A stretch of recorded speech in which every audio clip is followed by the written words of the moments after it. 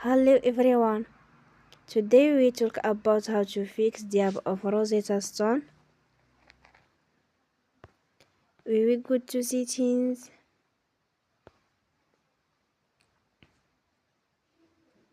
Then we click on apps.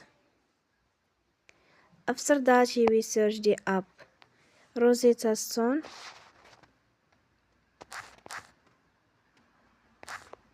And we click. Then we will on Forcestop. After that we go to storage. Then we click on clear cache.